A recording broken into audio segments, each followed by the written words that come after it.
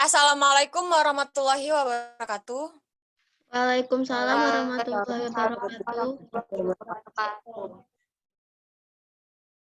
Di sini kami dari kelompok 2 akan menyampaikan materi yang telah kami rangkum dengan judul Elemen dan Struktur Teori Akuntansi. Terdiri dari materi pemikiran mengenai teori, pemikiran mengenai konsep, pemikiran mengenai hipotesis. Sebelum lanjut ke materi, di sini saya akan memperkenalkan anggota kelompok kami, yaitu Ariana Delvira, yang kedua Berlianti Mida, yang ketiga Eka Damayanti, yang keempat Niken Adelia, yang kelima Reni Anggraini, dan yang terakhir Siti Wiliana. Langsung saja di sini saya akan membacakan materi yang pertama, yaitu pemikiran mengenai teori. Apa sih teori itu?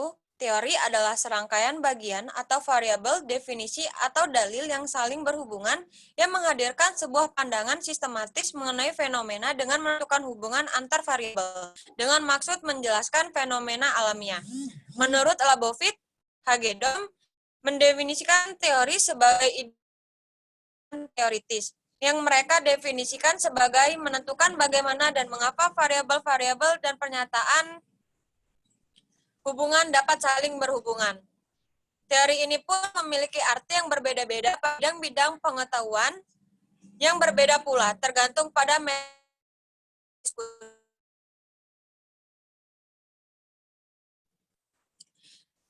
dan adapun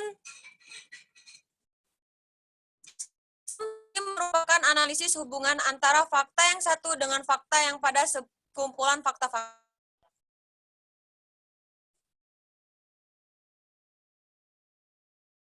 Teori sosial ilmu pengetahuan. Teori sosial adalah sebagai sistem dari keterkaitan abstraksi atau ide-ide yang ringkas dan organisasikan pengetahuan tentang dunia sosial. Teori dalam ilmu pengetahuan berarti metode atau kerangka pikiran yang menjelaskan fenomena alami sosial. Teori dipandang sebagai suatu model atas kenyataan. Misalnya, apabila kucing mengeong berarti minta makan. Selanjutnya materi akan dibacakan oleh Siti. Selanjutnya di sini ada pemikiran mengenai konsep, yaitu konsep secara fundamental adalah sesuatu yang penting, baik dalam akuntansi maupun dalam ilmu-ilmu lain. Konsep dapat dijelaskan sebagai berikut. Konsep-konsep yang tepat dibutuhkan untuk membentuk suatu teori baik. Namun, kita membutuhkan suatu teori yang baik untuk mendapatkan konsep-konsep yang tepat. Semakin baik konsep yang kita miliki, semakin baik teori yang dapat kita formulasikan darinya. Dan bentuknya semakin baik konsep yang tersedia untuk mengangkatkan teori berikutnya. Teori teoritis adalah konsep yang memainkan peranan khusus dan terkandung dalam suatu teori tertentu. Konsep-konsep teoritis tidak diperkenalkan oleh definisi atau klaim-klaim deduksi yang didasarkan hal yang dapat diobservasi. Bahkan pada kenyataannya mereka tidak diperkenalkan oleh proses sedikit demi sedikit yang membuat mereka secara gabungan seperti apa adanya. Dengan menentukan sistem teoritis yang diformulasikan sesuai dengan kondisi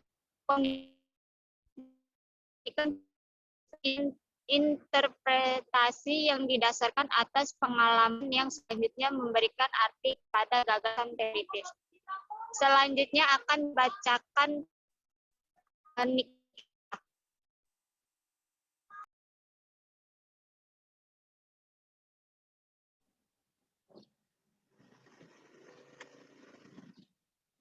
Selanjutnya yaitu mengenai jenis-jenis validitas, yaitu sebagai berikut.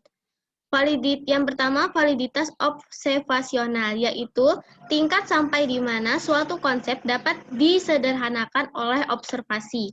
Yang kedua, validitas isi, yaitu tingkat sampai di mana suatu operasi mencerminkan konsep yang hendak dibuat generalisasinya.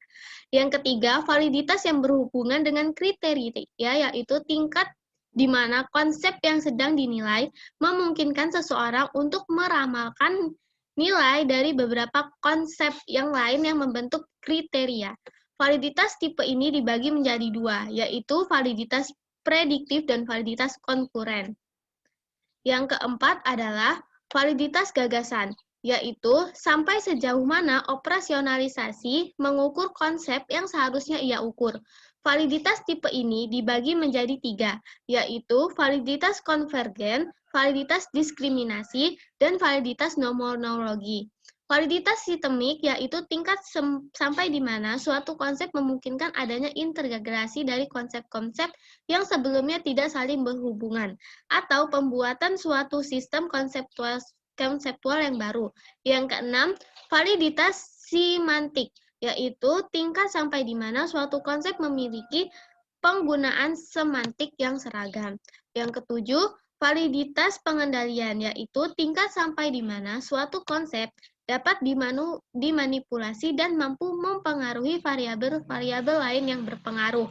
Selanjutnya, materi akan disampaikan oleh Ariana Delvira.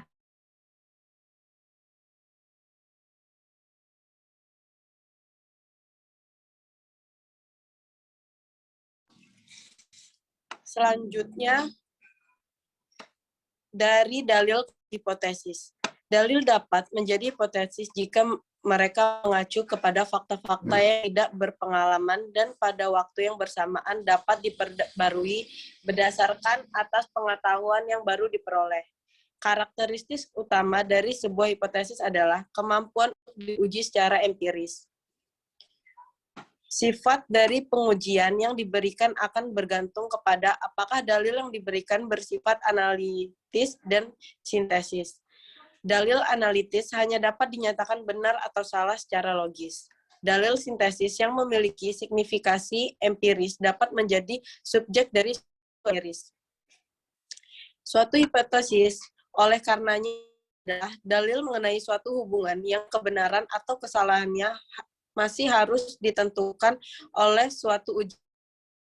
Kemungkinannya untuk dikatakan benar dapat diperoleh dengan mengambil sampel dari konsekuensi logisnya dan mengkonfirmasikan bahwa sampel tersebut adalah benar. Konfirmasi atas hipotesis. Terdapat suatu metodologi yang diterima umum oleh seluruh ilmu pengetahuan untuk memberikan suatu pengetahuan. Terletak dalam tuan, maka nilai kebenaran terdapat secara prinsip ditempatkan sebagai hipotesis, yaitu apakah ia dapat ditanggah, informasikan, dibuktikan kesalahan nyatanya diverifikasi.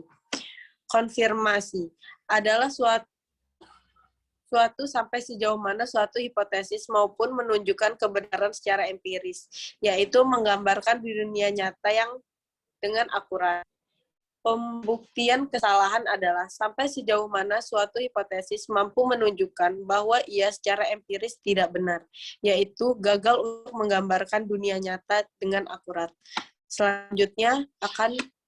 Materi selanjutnya akan dipresentasikan oleh Reni Anggraini.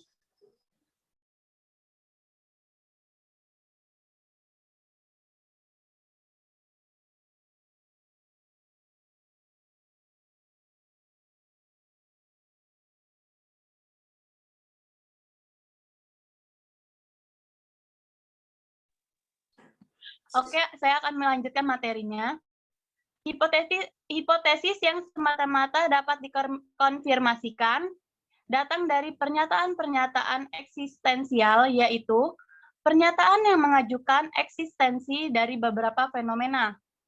Hipotesis yang semata-mata dapat disanggah datang dari hukum-hukum universal, yaitu pernyataan-pernyataan yang dapat mengambil bentuk dari persyaratan-persyaratan generalisasi yang universal.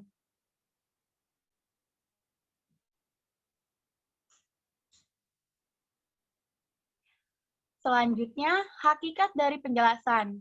Penjelasan adalah langkah vital dari seluruh jenis pertanyaan ilmiah.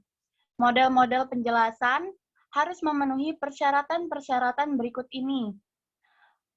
Perhatikan relevansi penjelasan berarti bahwa model penjelasan harus bagaimanapun caranya menunjukkan bahwa fenomena yang akan dijelaskan adalah telah diekspektasikan mengingat kondisi-kondisi yang ada.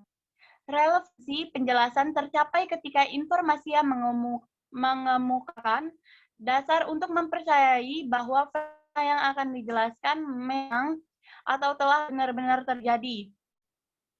Persyaratan akan diuji berarti bahwa penjelasan ilmiah harus dapat diuji secara empiris. 7 model penjelasan dasar telah diusulkan, yaitu deduktif nomologi, model probabilistik, model fungsional atau teleologi, model genetik, model pola, model peristiwa-peristiwa individual, dan model logis empiris. Terima kasih. Baik, itulah kedua. Terima kasih atas perhatiannya. Kurang lebihnya mohon maaf.